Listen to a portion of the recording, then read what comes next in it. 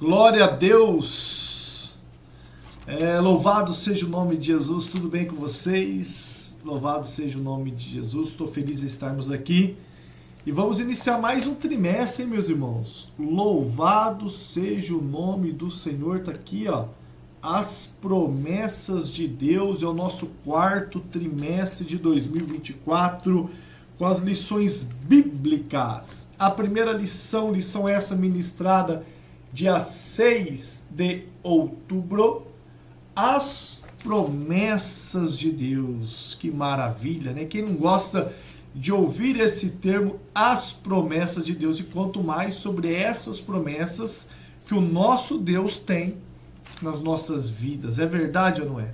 E várias outras que já se cumpriram sobre a vinda de Cristo, sobre a morte de Cristo, sobre a ressurreição de Cristo e assim sucessivamente. Bom, o texto áureo é Jeremias 1,12. Disse-me o Senhor, viste bem, porque eu velo sobre a minha palavra para cumpri-la. Tá aí Jeremias 1,12. Verdade prática.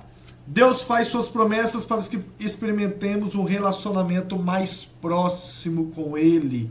Então aqui desde já está querendo reafirmar que tudo aquilo que Deus fala, Ele promete, Ele cumpre. Lá em Números temos um versículo muito conhecido: Deus não é homem para que minta, nem filho do homem para que se arrependa, e que a palavra dele o apraz para aquilo qual foi condizente, né? Se determinou algo, há de acontecer. E que essas promessas faz nós temos essa relação com Deus. Quando nós cremos em Deus, nas promessas que Ele tem feito a nós, e nós vemos essas promessas, tanto é nós, ok? Como as promessas cristãs, como as promessas do cristianismo, a promessa do povo escolhido de Deus, conforme elas foram se cumprindo, isso nos fortalece. Isso traz um relacionamento, isso traz uma intimidade maior. Eu quero fazer uma introdução aqui rápida. Eu falava, quando eu pregava na igreja lá em Brodowski, sobre que nós temos na Bíblia Deus falando para Abraão, que faria dele um pai de uma multidão de nação, o povo hebreu. Abraão, Deus escolheu ele.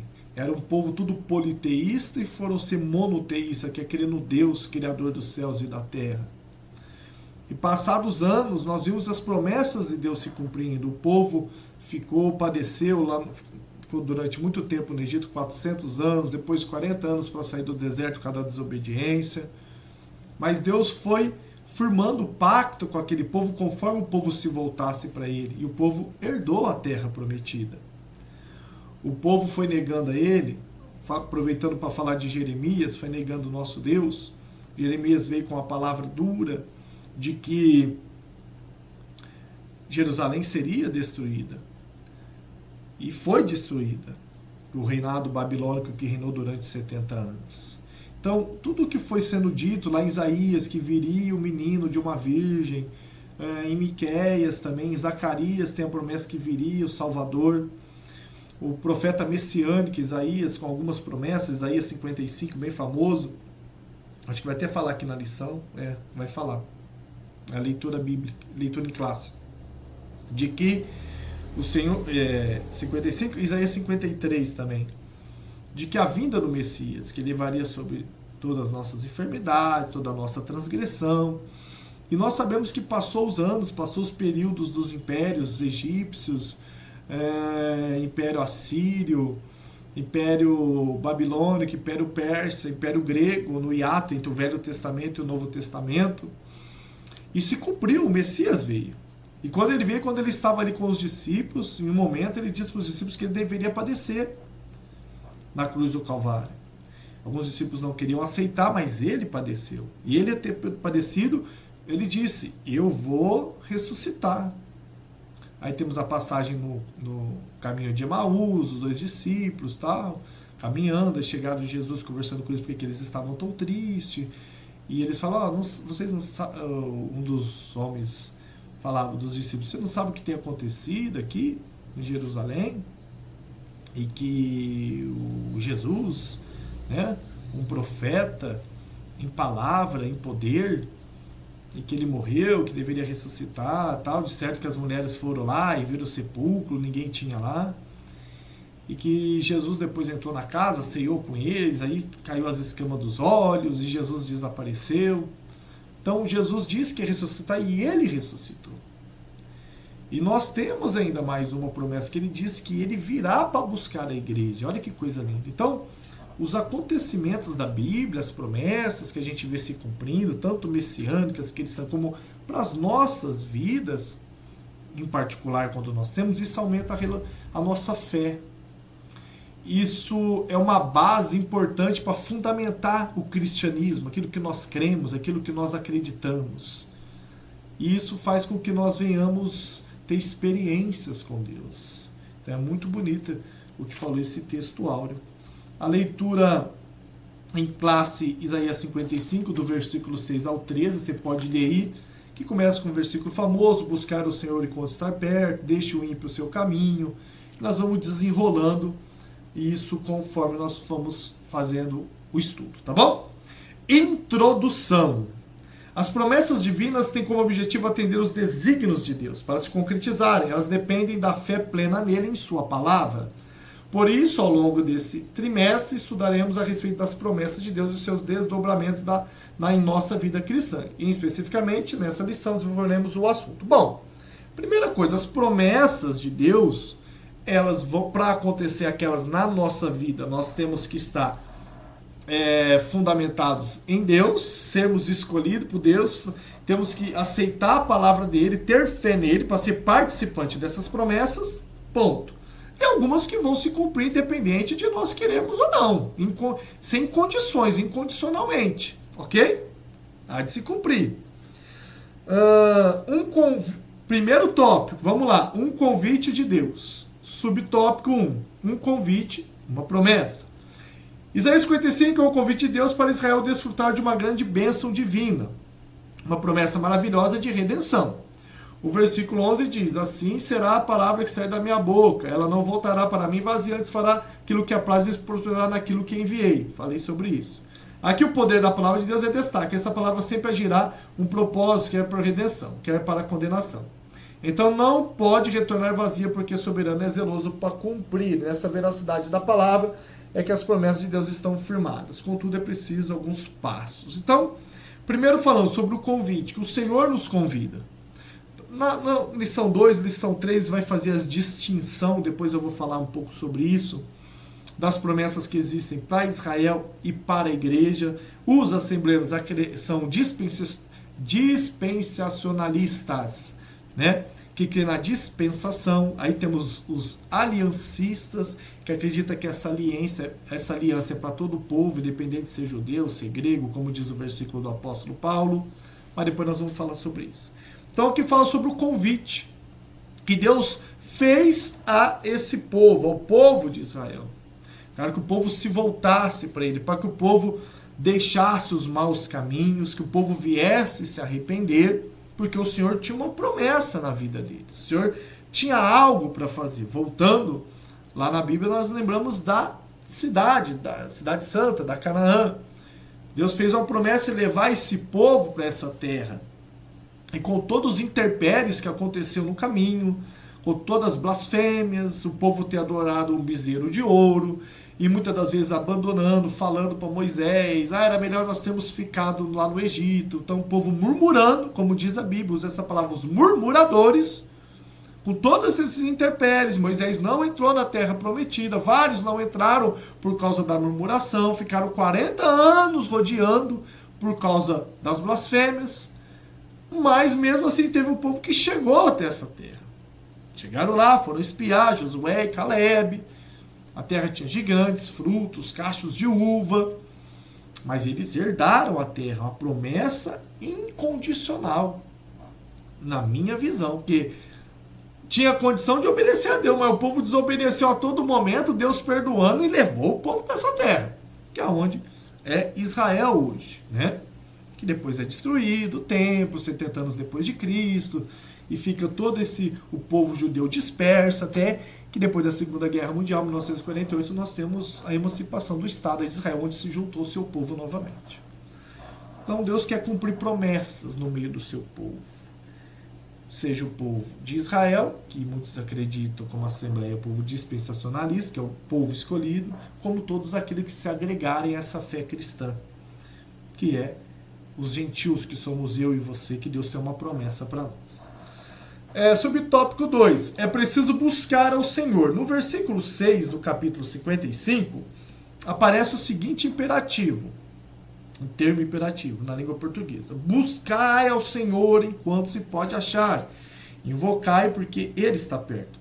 Daqui são estados pela palavra de Deus a buscar o Senhor por meio de oração, um relacionamento sincero, a fim de alcançarmos a resposta dele. No Novo Testamento, nosso Senhor ensinou: a quem pede será dado, quem busca encontrará, e quem bate a porta se abrirá. Lá Mateus 7,7.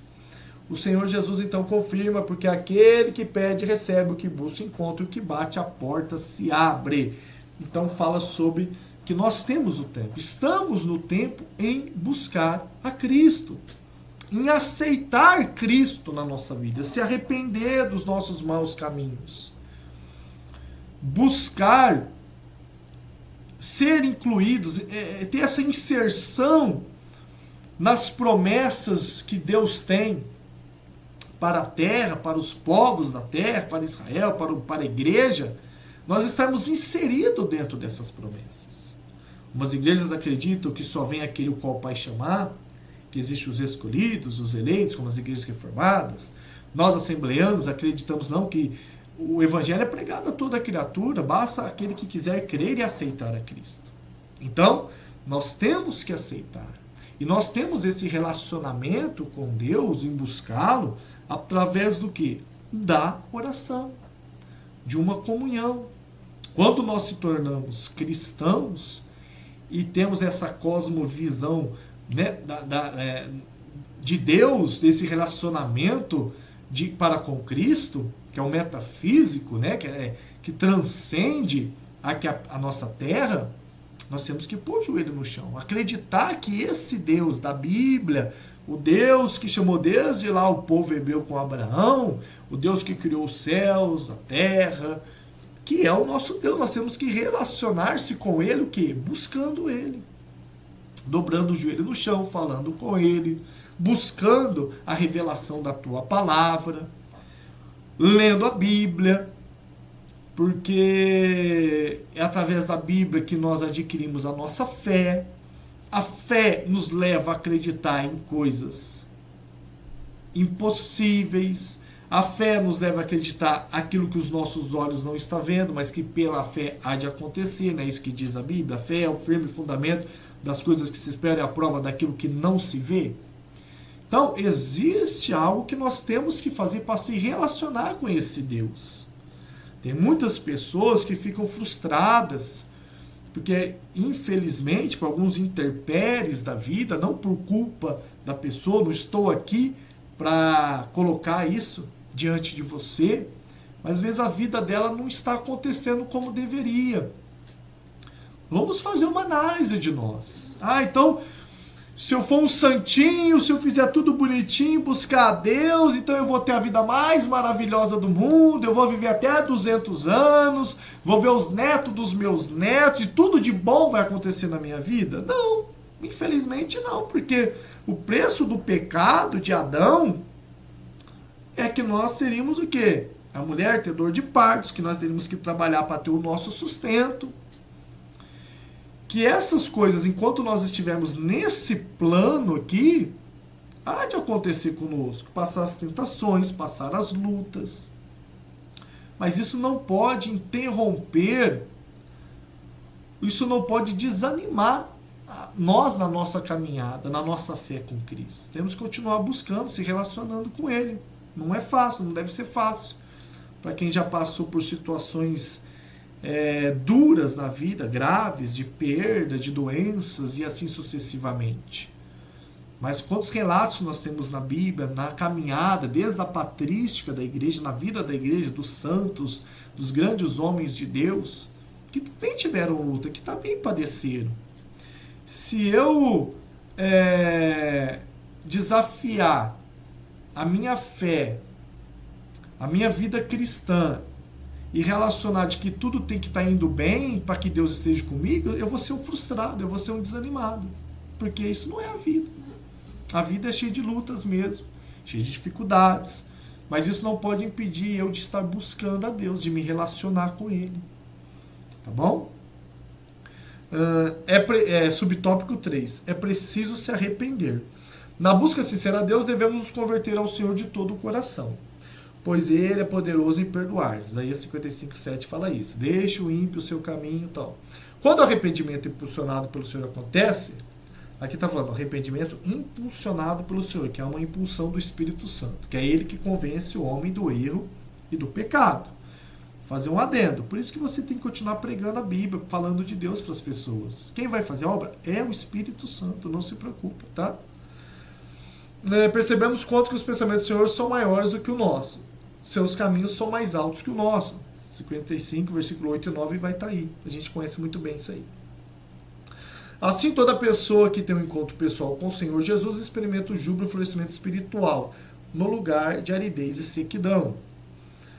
Há gloriosas promessas de Deus para o povo que teve um encontro verdadeiro com Ele por meio de Jesus, o nosso Senhor. Tem que haver em nós o quê? Um arrependimento. É o início da nossa caminhada cristã. Quando o Espírito Santo fala conosco, a Bíblia diz em Mateus que a palavra dele é a pá que limpa toda a eira, que ele que vem nos convencendo. O nosso princípio é o quê? É abandonar aqueles velhos costumes, aqueles velhos desejos, como diz o apóstolo Paulo, que nós vivíamos em trevas, diz lá em Efésios, e nós se voltamos para o Senhor.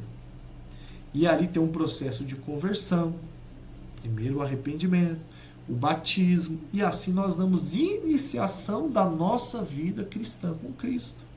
Na Igreja Católica, eles acreditam que os sacramentos, é necessário que essa graça atribui nós o sacramento, que é do batismo, desde criança para ser do pecado original de Adão, depois a catequese, a crisma, e assim sucessivamente. Então, nós temos que partir do princípio do arrependimento, que aí vai vir toda aquela analogia, como que o Espírito Santo de Deus vai habitar num templo sujo, né? Se eu estou cheio ainda de coisas, de pecado, de vícios, aquilo, como que o Espírito Santo vai agir na minha vida, como que eu vou me batizar e continuar com as práticas errantes. Assim, é um leque enorme. Mas nós sabemos que existe uma diretrizes, que é nós partimos do princípio de ter uma conduta cristã, de convertido, não é assim? Os discípulos que Jesus escolheu, não é assim Mateus, o cobrador de impostos, Senhor, quem eu roubei eu vou devolver 4 vezes mais. Então, a obra mostra que nós temos o arrependimento. Conforme nós mudamos o nosso modo de ser, de falar, de agir, de lidar com as coisas, de lidar com as situações da vida, de lidar com a sociedade. Isso mostra em nós o que? Uma conversão ao cristianismo, a Deus, a Jesus. Tá bom? Aí vamos para o segundo tópico, as promessas e seus fundamentos. Então, vamos lá, sobre as promessas, em que elas estão fundamentadas? A promessa na Bíblia. A palavra promessa está presente ao longo de toda a Bíblia, no Antigo Testamento, embora a palavra não esteja registrada claramente. Pode ser constatada pelo que o Senhor promete a Abraão, Isaque e Jacó. Aí você pode fazer a leitura aí, Gênesis 12, Gênesis 26, 28. No Novo Testamento é dominante a mensagem de que as promessas do Antigo Testamento foram cumpridas na Nova Aliança. Então, promessas que já foram cumpridas através da aliança que Cristo fez comigo e com você. Ainda no Novo Testamento, Deus Todo-Poderoso realiza novas promessas como a extensão da obra salvífica de Cristo e com os fiéis, que dormem no Senhor. Serão ressuscitados e os corpos do que ficarem vivos serão transformados por ocasião do arrebatamento da igreja. Portanto, podemos afirmar que a palavra promessa refere-se ao ato ou efeito de Deus comprometer-se com alguém em relação a alguma coisa. Então, há as promessas que Deus fez ao povo, a Abraão, a Isaque e a Jacó. Há aqui as promessas das alianças que Cristo fez conosco, que havia uma extensão salvífica, que é a questão de que Cristo veio, padeceu na cruz do Calvário, padeceu pelos nossos pecados. E de que ele vai voltar, de que ele vai vir nos buscar, o arrebatamento da igreja. Então, há promessas que já se cumpriu e algumas outras que ainda vão que se cumprir na nossa vida. Então, aqui até fala... Cadê onde que fala aqui? No Novo Testamento é dominante a mensagem de que as promessas do Antigo Testamento foram cumpridas na Nova. Então, várias alianças do Velho Testamento foram cumpridas nessa nova aliança que Cristo fez conosco, principalmente essa de salvação, que viria Cristo, de que ele viria nos buscar, que nós vamos herdar uma terra prometida e assim sucessivamente. Subtópico 2 do tópico 2. Deus é infalível. Como vimos na leitura bíblica em classe 10:55, Deus poderoso não falha em suas promessas. Infalível, de que ele não falha, de que aquilo que ele prometeu ele vai cumprir. Essa afirmação está fundamentada em seus próprios atributos incomunicáveis. Isso é, servimos a um Deus onipotente, onipresente, onisciente. Tem ciência de tudo, está presente em todo lugar e tem poder sobre todos e sobre tudo. Outros atributos incomunicáveis nos referimos aos atributos que ser humano algum pode ter, somente Deus. Por exemplo, o ser humano não tem todo o poder na Terra, não conhece todas as coisas, nem pode estar em vários lugares ao mesmo tempo. Deus Todo-Poderoso tem capacidade constituinte de sua própria natureza. Por isso, ele não fala, ele não muda. O profeta Isaías constata em verdade dizendo: ainda antes que houvesse dia, eu sou, e ninguém há que possa fazer escapar das minhas mãos. Operando eu, quem impedirá? Isso mostra um atributo de Deus. Esse versículo, a soberania de Deus sobre a terra. A soberania de Deus sobre o mundo. Ele não falha. O que ele determinou, o que ele falou, o que ele fez, há de acontecer. Ainda que o homem pecasse como Adão e Eva pecou, ainda que o homem se contaminasse com vários pecados que vos no mundo, e assim o Senhor mandou o dilúvio na época de Noé, mas Deus, ele cumpre e dá continuidade nas promessas dele, de uma forma ou de outra, ele é justo. Tem gente que fala assim, poxa, mas não era mais fácil então Deus resetar, começar tudo de novo, né? Pôs Adão lá no Jardim do Éden, e Adão resolveu pecar. Poxa, se eu era para o homem dominar sobre tudo, terras, animais, viver em harmonia, em alegria, uma terra sem pecado, não era melhor Deus resetar? Eu vou dar um exemplo para você. Existia um homem, que ele era rei de uma cidade, uma sociedade. E por estar havendo muitos problemas de furto, de roubo nesse império, nesses povos, ele colocou uma lei, falou, ó, toda pessoa que furtar, que roubar, nós vamos arrancar os olhos dela. Lembra quando Deus colocou leis lá para o povo, que o povo estava muito... não honrava pai e mãe, não amava Deus acima de tudo, não guardava o sábado, era uma loucura, adorava outros deuses, né? Lembra lá os 10 mandamentos? Então Deus colocou os mandamentos para trazer um norte, umas regras, né, para o povo deixar de ser politeísta e assim sucessivamente, para eles terem um convívio. Então assim se recolocou, conforme muitos furtos e roubos nesse reinado dele, nesse vilarejo, ele determinou que todo aquele que roubasse teria os olhos arrancados. E chegou um dos seus guardas e trouxe um homem e falou, rei, temos aqui um homem que furtou.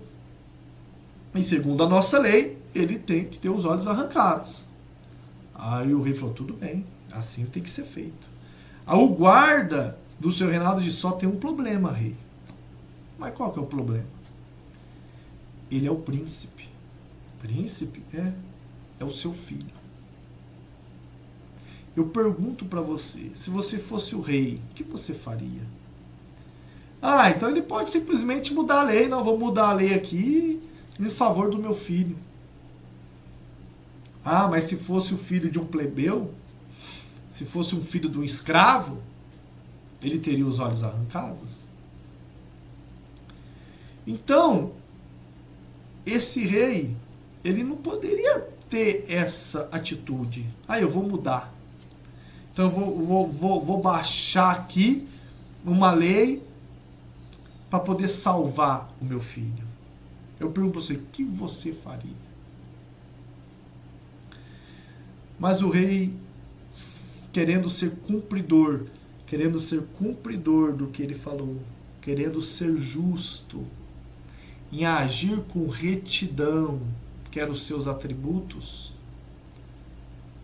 e não deixar de ser justo, repetindo, falando isso novamente, ele disse, bom, a lei quer 2 olhos quando uma pessoa furta. Não é isso que a lei quer? Então é isso que a lei vai ter. Arranca os meus próprios olhos.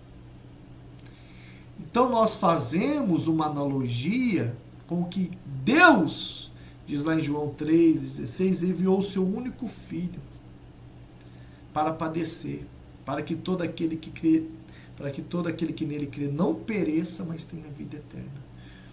Deus tinha um pacto, uma palavra, ele zela por ela. Então, já que o homem errou, o homem pecou, a lei é essa, tem que vir alguém e padecer pela sociedade, padecer pelos povos, para vencer a morte. Por isso tem que louvor, ó morte, aonde está, ó morte, a sua vitória? Que Jesus, ele ressuscitou, e nós vamos ressuscitar junto com Cristo, aqueles eleitos, escolhidos de Deus, aqueles que estão debaixo das promessas, como eu e você, o seu marido que já havia falecer, a sua esposa, os seus filhos, os seus pais, que naquele grande dia há de ressuscitar. Então, Deus, ele zela para cumprir a palavra dele. Não é simplesmente, vamos resetar tudo aqui e vamos fazer de qualquer jeito. Não. E vai até falar que Deus zela por sua palavra. Como visa a palavra que sai desse propósito para cumprir. Aqui está embasada a fidelidade de Deus. Por isso, ele garante o cumprimento das suas promessas, conforme está exposto sua poderosa. Há uma declaração solene do profeta Jeremias a respeito de como Deus cumpre. Olha o versículo. Ainda veio a minha palavra do Senhor, que é que vês, Jeremias. Eu disse, vejo uma vara de amendoeira. E disse-me o Senhor, viste bem, porque eu velo sobre a minha palavra para cumprir. Olha, então eu já até falei aqui do subtópico 3 do tópico 2, né? Então é isso, irmãos. Deus, ele não falha. Os atributos de Deus, Deus, ele não negocia com o seu caráter. Não, ele cumpre, tá? Subtópico 3, o último, tipos e propósitos das promessas de Deus. Então, que tipos de promessas e por quais propósitos? Promessas incondicionais. As promessas incondicionais são as que independem das circunstâncias, de tempo ou de atitudes do destinatário. Por exemplo, a promessa do nascimento de Jesus, da Virgem. O local de nascimento de Cristo, Belém da Judéia. Que Jesus seria chamado Emanuel, é Deus conosco, na Isaías. Promessa em Miqueias, como eu disse, outro em Isaías. Há também promessas proféticas que ainda não se cumpriram, mas que, com absoluta certeza, aguardamos o seu cumprimento. Tais como a promessa da ressurreição dos salvos em Cristo, a transformação dos vivos. Acabei de falar isso aqui agora. No arrebatamento da igreja. E muitas outras profecias que haverão de se cumprir. Eles são absolutamente incondicionais por Deus, é fiel. Então, irmãos, eu quero só dar uma pincelada aqui nesse subtópico 1 do tópico 3. Deus, ele cumpre. Principalmente quando nós olharmos para a pessoa de Cristo. Lá diz várias promessas, irmãos. Olha lá, está lá na Torá dos judeus. Desses povos que começaram a escrever isso lá na época da Babilônia, porque só tinham ouvido falar histórias, então eles começaram a pôr isso no papiro, no papel, para relembrar. Então, de que enviaria o seu filho, Emanuel, nasceria de uma virgem, como eu dei a introdução no início. Ele falou que ia vir, que ia padecer por nós, que ia morrer, mas que ele ia ressuscitar, e isso aconteceu. E a Bíblia fala que ele vai voltar, então ele vai voltar. E eu não tenho dúvida disso não, vou ser sincero. Não sou o homem mais perfeito do mundo, não tenho a fé mais perfeita do mundo, mas essa história bíblica, tudo dessas promessas que até o momento já se cumpriu, se cumpriu. E se ele diz que vai voltar, eu digo para você, ele vai voltar então. Subtópico 2, promessas condicionais. Agora, existem condições. Diferente das promessas incondicionais, que independe do que eu e você acha, do que eu e você fazer, não, existe algo já determinado por Deus. E agora existem as condicionais. As condições dependem das circunstâncias do tempo, da atitude humana para cumprir ou não algo. Ao longo da Bíblia, encontramos muitas promessas condicionais. Promessas de saúde plena ao povo judeu, condicionadas à obediência às ordenanças divinas. Êxodo 15, 26. Variadas promessas condicionadas também à obediência do povo. Se me obedeceres, comereis o melhor dessa terra. Lá em Deuteronômio 28 tem várias promessas, né? Promessa de receber o perdão de Deus condicionadas a perdoar o próximo. Então, se você perdoar o próximo, eu também te perdoarei. Promessas de permanecer no amor de Deus e guardar os mandamentos de Cristo. Que aquele que guarda os mandamentos ama Cristo. Então, que Deus há de nos guardar se nós cumprirmos a sua promessa. Tem até um versículo na Bíblia que diz que Ele é poderoso de nos guardar até de tropeçar. Olha que coisa maravilhosa, né? Existem promessas que se nós...